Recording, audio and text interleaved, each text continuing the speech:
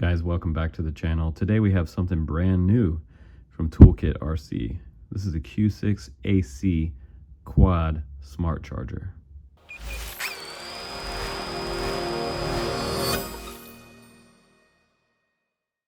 Guys, welcome back to the channel. I'm excited today. You know why? Because the Q6AC might just replace my Hoda on the bench, my all-time favorite charger. It's the Hoda D6 Duo Pro that you guys have seen on the channel. We're going to give a little quick comparison in this review of the Q6AC in comparison to this AC and DC charger. This one does 200 watt up to 650 watt up to 15 amps.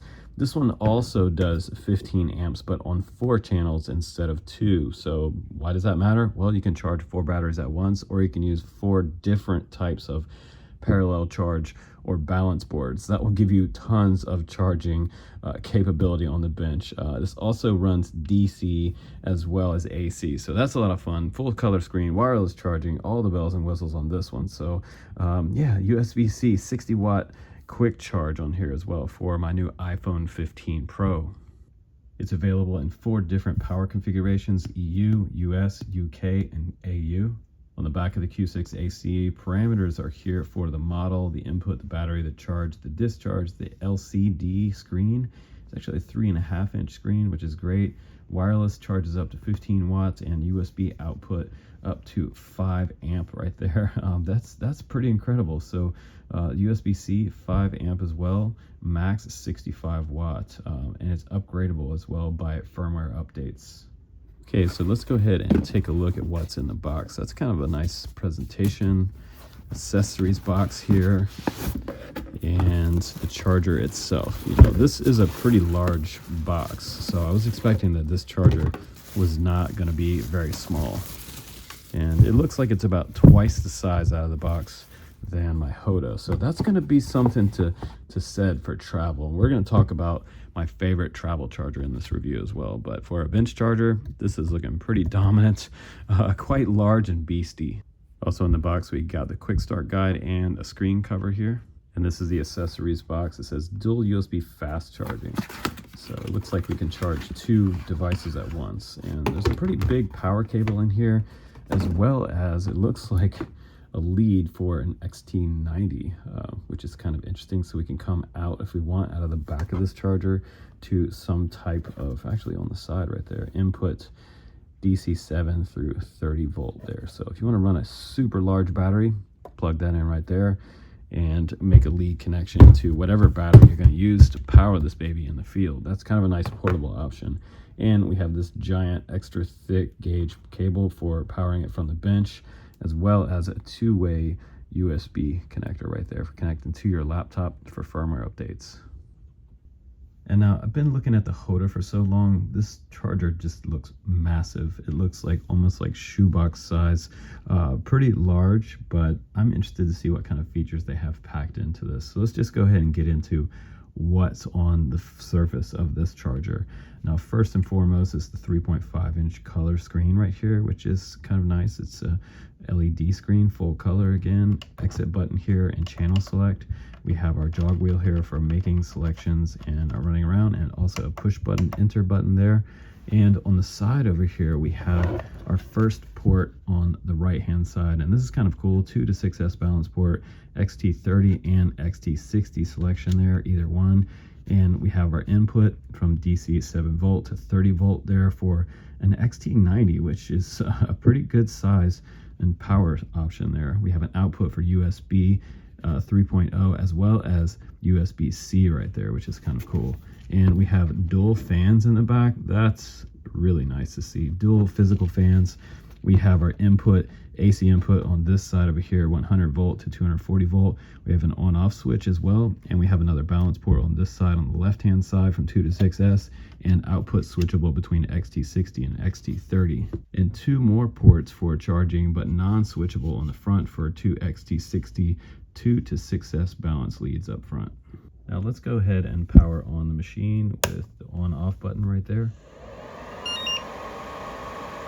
Hear a beep, and I saw some LEDs. That's kind of cool, little LED across the front. I didn't notice that when I first opened the box. Now you see the interface here, and I'll just walk you through this real quick. We can also change the themes on here from white to dark theme.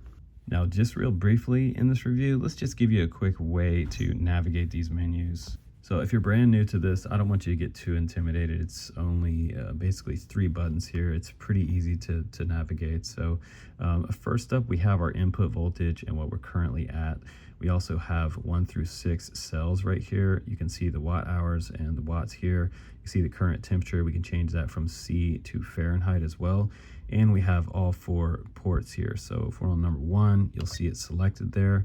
And when I press this channel button again, 2, 3, and finally 4. So the way these are set up is they're set up over here is going to be channel number 1. They are labeled channel number 2, 3, and 4 over here on this side. So not to get it confused. So you'll get used to it pretty quickly. You could also take a little paint marker and write a 1 here, a 2, a 3, and a 4 on that side. That might be kind of easy way to remember it just by glancing at it. That will help you a lot. So we're going to go ahead and go up to channel 1 now, and we can go ahead and press this button on the right. That will take us into our charge menu right there, and I'll show you how many different types of batteries we can charge. We can charge Lipos on here, LiHV, LiFe batteries, Li-ion batteries, which is great, LTO, nickel metal, PB, power, and UAV bats. So we're going to go back up to Li-ion here because I have a huge Li-ion we're going to test out and charge today. And for the cells, we can leave that on auto. So it auto detects how many cells are in your battery. So this is a 4S battery, and it will detect that this is a 4 when we plug this in. You'll see it come up on the screen, and you pretty much can just set your charge mode if you want to charge, discharge, or storage, and select your in voltage. For a Li-ion would be 4.10, and the charge current at 2 amp. That seems to be fine. We can also go all the way back down to the bottom here, and we can switch the different ports by pressing on one of these down below. But right now we're on 1, so we're just going to go ahead and grab a battery, and I'll show you how to get started charging. Now I'm going to go ahead and plug in the XT60 here, and you're going to look for the negative side of this, and you're going to take your balance lead, look for the black wire on this side, and you're going to plug it into the farthest point where you see that negative side right there. It's going to be a little tiny icon that has a negative symbol, and positive will be this side. So we're going to go ahead now and let's press start here. We'll scroll over to start, press start up to 16.4 volt, say yes, and now you see a whole bunch of new information on the screen. We have our current status for the voltage, and you can see each cell is balancing here as we charge. And you can see how many amps we're putting in, how many milliamps we've put into the battery since the beginning of the charge, the timer on here, and some real-time info, which is kind of nice. So if we click on the cut. So if we click on the jog wheel right there, it can take us into current adjustment. If we want, we can turn the current up or down, and we can stop channel 1 specifically, or we can stop all if there's some type of emergency. To go back, just press channel exit right here, and you'll go back to the main screen, and you can see all of your information here that we discussed before, and you can see that it has a red LED here, and I'm assuming that's going to change green or blue when this charge is done. And there is a way to see all 4 ports at once on the screen. You don't have to just kind of scroll through each one. If you long press on the channel button on the left, it'll take you to all 4 screens at one time, and you can see all the data for all 4 channels. Now if we long press again, it'll take us back to that main screen on the channel that we had previously selected. Now if you want to see even more info, you can take this jog wheel right here and you can give it a twist to the right, and it will show you even more info here, charging info and current cell voltage info. So now that we have a Li-ion charging, say you want to charge up one of your tiny Whoop batteries or one of your small Cinewoop batteries. This is a 2S450 with an XT30. I can also put that one on another port on the other side of here since I have one here. It's kind of nice they have at least 2 of these ports that will allow us to charge XT30. So we're going to, again, put that ground wire all the way over to that side where you see that little negative icon there. And now we're going to switch to that direct channel. So now we're on channel 4 over here with our XT30 and our 2S1, and let's just go ahead over, scroll there, press that, and it says Lion up at the top, so it didn't auto detect what type of battery it is, so you're going to have to do that manually. So I'm going to select Lipo there. Now it's an auto, and I don't really want to charge at 2 amp. I'm going to back that up to about 1.9, and ending voltage is going to be 4.20 because it's not an HV battery, it's a standard Lipo. Make sure you don't mix that up for your Lipos and your HVs. It's probably fine for your HV, you're just going to get a little less flight time. But for a standard Lipo, you never want to charge that one up to 4.35 amp volt per cell. That would be bad. So 4.2 volt is your standard for your standard Lipo. Now we're going to go ahead and say start to 8.4 volt. That's good. And now we're charging on channel 4. We can also add 2 more up front here if we want to. And you can see the LED is also red on channel 4 as well. Now that those batteries are charging, I can go ahead and we can walk you through some of the other chargers that I have. Guys that watch this channel are looking for advice on what to buy. So if you want the ultimate bench charger, obviously one of the best choices out there right now at this price point would be the Q6AC right here from ToolKit. Now, if you want kind of a do-all type of charger that I've used for years, it's a crowd favorite. Everybody loves it. It's the Hoda D6 Duo Pro. That one's also AC and dual ports up front, as well as this ToolKit M7 AC. I've used this one recently on my trip to Colorado, and this one was charging on my 2S Darkstar 20 batteries. So this one's nice. It also comes with an AC cable, or you have an input for it out in the field if you want to do some kind of portable charging. And that one's DC 7 to 28 volt there. Also a built-in fan and an on-off button. But this one has one port, which is also switchable between XT60 and XT30 there. So this one's really convenient for traveling, and it's really lightweight in my luggage. I just wanted to kind of have everything all in one bag. As you can see here, I'll put this on the screen. This was my kind of travel setup, and I'm trying to travel lighter and lighter these days. I don't want to have a heavy drone gear setup. I don't want it to take up half my luggage. So this was nice for traveling. At home on the bench, again, I've been using the D6 Duo Pro for years, and it's still going. It also has wireless charging, where this one has dual wireless, but this one's going to give me 2 extra ports. So as a daily driver, this one might be more convenient for me without having to use a breakout board or a parallel or a balance board. And let me show the new guys what a balance board is. This is a balance board that will allow me to charge XT60 and XT30s here up to 6 batteries at one time from a single port. So this just plugs in like a regular battery here, and then that expands your charge capabilities. But what it does is it separates the charge current to all 6 batteries. So you might have a slower charge versus keeping an individual battery per channel. So if I want to charge a little bit quicker and not, kind of distribute that power between 6 batteries at once, I'll charge them one at a time. And sometimes they go a lot quicker, whereas these will give you more options for charging more batteries, but in a little slower amount of time. And if you look in the video description, you'll see a link to one of these balance boards. So at the end of the day, which one should you buy? Should you buy the D6 Duo Pro, or should you buy the ToolKitRC Q6AC? That depends on you, and I always leave it up to you guys. I leave it up to the community. I'm not going to tell you which one to buy. I just have had a ton of experience with this one, and only time will tell about which charger lasts longer, which one gives me more charges before maybe the puff of smoke comes at some point. With chargers on the bench, sometimes they do brown out.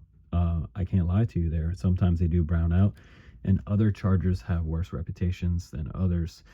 I have a great experience with this one, but I am excited about expanding the capabilities of my D6 Duo Pro over to the Q6AC. I just love having 2 more channels. It's been a long time since I had a quad style charger. The last one that I had was probably from Hobby King, the Quattro, years ago. It was called the X4. I think a lot of people remember that one if you've been in the hobby for a long time. As a beginner, it's always a good idea to walk by and just kind of physically touch the battery as it's charging, just to make sure that the battery's not heating up itself, and it's also not starting to swell. And probably my greatest advice to you as a new guy is never leave these batteries unattended while you're charging, because you could come back to a fire or your house burnt down or your hobby shop completely burnt to the ground.